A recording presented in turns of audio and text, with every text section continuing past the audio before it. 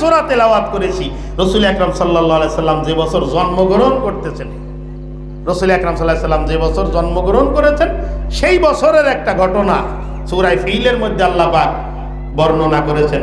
বিরক্ত লাগতেছে না তো? বিরক্ত লাগলেও তো উপায় নেই। আমার এলাকার লোকজন না কেউ তো বলতেও পারবে না যে বিরক্ত লাগতেছে তুমি থেমে যাও, এটা কেউ বলবে না। খেয়াল করেন, আল্লাহু আকবার। যে বছর রাসূল আকরাম সাল্লাল্লাহু আলাইহি সাল্লাম জন্মগ্রহণ করেছেন, ওনার জন্মের বছর, ইয়ামানের একটা প্রদেশ ছিল, যেই প্রদেশ ছিল মুশরিক অধ্যুষিত, মুশরিকরা সেখানে বসবাস করত। মুশরিক হিন্দু, এরা ওইখানে সংখ্যা গরিষ্ঠ ছিল। হিমিয়ারি বাদশা জু নওয়াজ ওই জায়গার বাদশা ছিল, রাষ্ট্র পরিচালনা করত। এই লোকটার একটা সমস্যা ছিল, খ্রিস্টান যারা ছিল ওই সময়, ভালো করে লক্ষ্য করেন, হযরতে ঈসা রুহুল্লাহ আলাইহিস সালাতু ওয়াস সালামের অনুসারীদেরকে বলা হয় নাসারা বা খ্রিস্টান। ঈসা আলাইহিস সালাতু ওয়াস সালাম দুনিয়ার থেকে চলে যাওয়ার 560 বছর পরে রাসূল আকরাম সাল্লাল্লাহু আলাইহি সাল্লাম আসছেন। এই মাঝখানে যে টাইমটা, এই টাইমটাকে বলা হয় আইয়ামে জাহিলিয়াত বা অন্ধকার যুগ, বর্বরতার যুগ। কারণ একটু আগে আমাদের কারেন্ট চলে গেছিল, কারেন্ট চলে যাওয়ার পরে জেনারেটর স্টার্ট হইতে মাঝখানে যে গ্যাপটুকু থাকে, ওই সময় আলো থাকে না অন্ধকার থাকে? ঈসা রুহুল্লাহ ছিলেন একটা প্রদীপ। ঈসা আলাইহিস সালাতু ওয়াস সালাম চলে গেলেন আসমানে, তারপরে যে পরবর্তী প্রদীপ দুনিয়ায় আসা পর্যন্ত মাঝখানে, এটা হলো আইয়ামে জাহিলিয়াত। এই সময় যারা খ্রিস্ট ধর্মের অনুসারী ছিল এরা সঠিক পথের উপরে ছিল।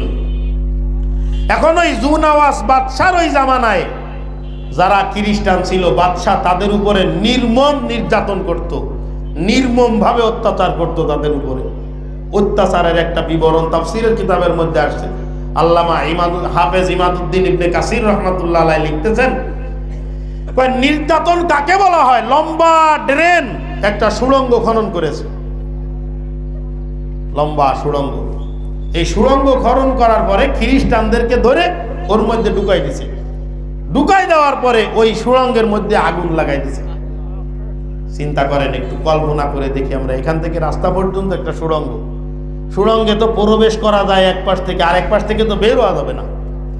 তো এবার এই মুখে এখানে আগুন লাগাই দিছে, শত শত হাজার হাজার খ্রিস্টানের মধ্যে ঢুকে আগুন লাগাই দেওয়ার পরে কোন রকমে ওইখান থেকে 2 জন জীবিত বেঁচে বেরোয় গেছে। বেরোয় যাওয়ার পরে আবিসিনিয়ার বাদশা, ওই সময় এই লোকটা ছিল খ্রিস্টান, আবিসিনিয়ায় বসবাসকারীদের মেজরিটি ছিল খ্রিস্ট ধর্মের। ওইখানে যে অভিযোগ দিয়ে সাহায্য চাইছে যে আপনি হিমিয়ারিকে, এই জু নওয়াজ এই বাদশাকে কিছু একটা করেন, না হলে আমাদের অস্তিত্ব সংকটের মধ্যে আমরা আছি। আমার কথা কি বুঝিয়ে আসতেছে বাজান? হ্যাঁ, আমরা অস্তিত্ব সংকটে আছি, আমাদেরকে হেফাজত করেন। এই কথা বলে সাহায্য চাইলে উনি ওইখান থেকে 2 জন জেনারেলের তত্ত্বাবধানে 2 ব্যাটালিয়ন সৈন্য দিয়ে পাঠাই দিয়েছে। একজন জেনারেলের নাম হলো আরবাত, আর একজন জেনারেলের নাম হলো আব্রাহা। আরবাত আর আব্রাহা, এই 2 জেনারেলের তত্ত্বাবধানে 2 ব্যাটালিয়ন সৈন্য দিয়ে দিছে। দেওয়ার পরে এইখানে একটু কথাটা বোঝানোর জন্য বলতেছি, ওই সময় ইয়ামানের ওই প্রদেশ, ওদের অবস্থা আমাদের বাংলাদেশ। আর আবিসিনিয়ার বাদশাহ, মনে করেন রাশিয়ার ভ্লাদিমির পুতিন, এই রাশিয়ার সম্রাট যদি বাংলাদেশে আক্রমণ করার চেষ্টা করে আর 2 জেনারেলের তত্ত্বাবধানে যদি সৈনিক পাঠায় দেয়, তাহলে রাশিয়ার মোকাবেলায় বাংলাদেশের অস্তিত্ব যেমন, ওই সময়কার আবিসিনিয়ার মোকাবেলায় ওই ইয়ামানের ওই প্রদেশের অস্তিত্ব ঠিক তেমন। আমি কি বুঝাইতে পেরেছি বাদান কথাটা? মানে আমাদের অবস্থা যেমন হবে ওরা আক্রমণ করলে, ইয়ামানের উপরে আক্রমণ করলে, ওরা করলে ইয়ামানের অবস্থাও ঠিক সেই রকমের হবে। আমার কথা কি বুঝেছেন? 2 জেনারেল চলে আসছে, আক্রমণ করেছে দেশের উপরে। আক্রমণ করার পরে জু নওয়াজ, এই বিয়াকলটা মনে হয় সাঁতার জানতো না, সমুদ্রে পড়ে ডুবে মারা গেছে। ডুবে মারা যাওয়ার পরে ইয়ামান বিজয় হয়ে গেছে, ইয়ামানের ওই প্রদেশ বিজয় হয়ে গেছে। ইয়ামানের প্রদেশ বিজয় হয়ে যাওয়ার পরে এই 2 জেনারেল, এই জেনারেলের নাম মুখস্থ হয়েছে আরবাত, আরেকজনের নাম আব্রাহা। আরবাত এবং আব্রাহা মুখস্থ করেন, কিন্তু পরবর্তীতে আবার পরীক্ষা হবে কোনো এক সময়। রাস্তায় দেখা হইলে যদি জিজ্ঞাসা করি বলেন যে দুই জেনারেলের নাম কি, তাহলে বাদাম খাওয়া তখন হয়ে যাবে না। দেখি আরবাত আর আব্রাহা এই দুইজন হলো জেনারেল।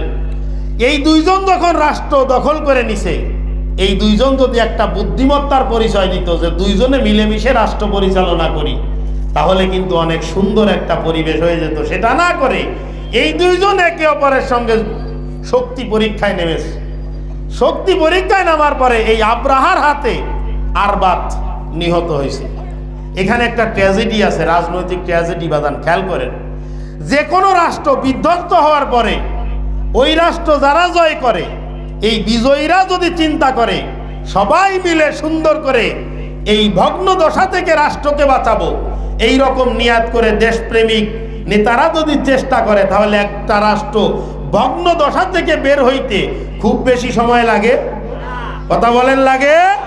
তার বাস্তব প্রমাণ হলো আফগানিস্তানে। দেখেন স্বাধীনতার 4 বছর, এই স্বাধীনতার 4 বছরে মুদ্রার মান ইউএস ডলারের কাছাকাছি হয়ে গেছে। কথা বল, যারা খোঁজ খবর রাখেন মোটামুটি। শুধুমাত্র যে রাষ্ট্র গড়ব এই চিন্তা নিয়ে যদি নামে, তাহলে যুদ্ধ বিধ্বস্তের পরে বেশি দিন আর রাষ্ট্র উঠতে কিন্তু সময় লাগে না। এই ইয়ামানের অবস্থাটা হয়েছে কেমন? ইয়ামানের অবস্থাটা হয়েছে দুইজনের মধ্যে কামড়া কামড়ি করে একজন আরেকজনকে শেষ করে দিছে। আব্রাহা হয়ে গেছে ইয়ামানের বাদশা। ও মুসলমান, একটা সমস্যা আছে বাজান।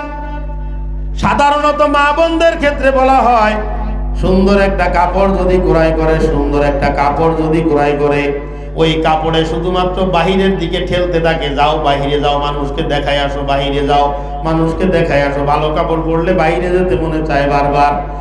আর রাষ্ট্র ক্ষমতার মালিক হওয়ার পরে তখন শুধু বারবার মনে চায় একটু ধর্মের উপরে আঘাত করি, একটু ধর্মের উপরে আঘাত করি। কথা কন।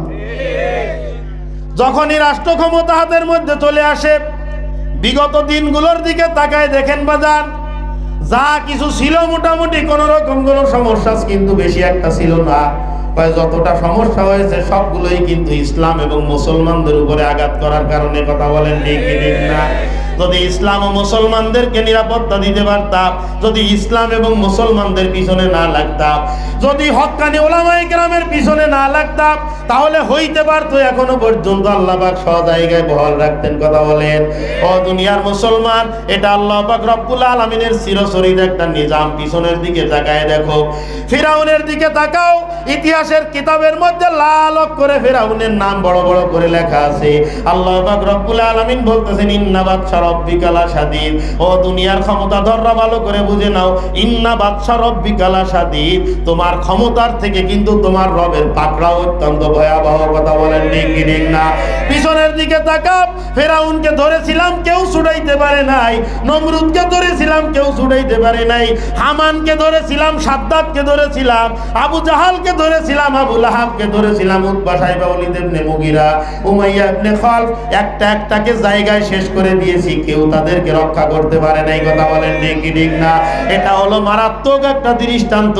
কিয়ামত পর্যন্ত যারাই তাদের ভূমিকায় উপনীত হইতে চাইবা, কিয়ামত পর্যন্ত যারাই তাদের ভূমিকায় অবতীর্ণ হবা, আল্লাহ পাক রব্বুল আলামিন এখনো পর্যন্ত কিন্তু সেই রকম পাকড়াও করবেন। কথা বলেন ঠিক? এটা কিন্তু গুরুত্বপূর্ণ একটা বিষয় বাদান। সামান্য একটু বোঝার জন্য বলি, কষ্ট লাগতেছে না তো? এদিক ওদিক দেখেন না, এদিকে দেখেন।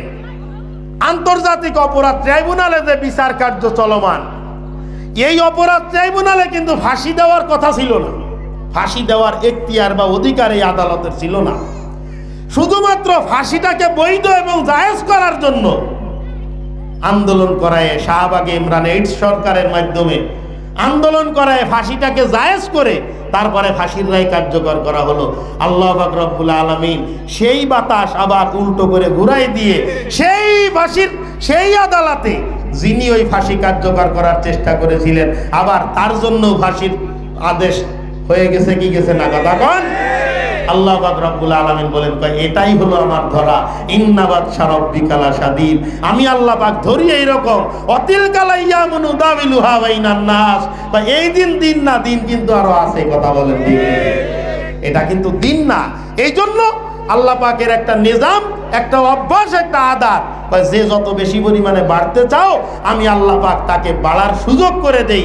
যখন সময় এসে যাবে, ইন্না বাদশাকা রব্বিকা লাশাদীদ, এক মুহূর্তে একবারে খপ করে ধরবো, দুনিয়ার কেউই তোমাকে বাঁচাইতে পারবে না।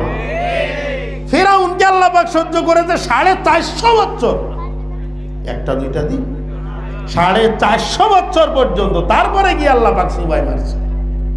এই জন্য এইখানে আবরাত এবং আব্রাহা এই দুইজনে মিলে যদি চেষ্টা করত যে রাষ্ট্রকে সুন্দর করে গড়ার, চেষ্টা করে নাই, না করে ক্ষমতার লোভে এরা কি করতেছে, প্রতিপক্ষকে শেষ করে দিয়ে একা একা দাঁড়ায় গেছে। এই আব্রাহা রাষ্ট্রপ্রধান হয়েছে। রাষ্ট্রপ্রধান হওয়ার পরে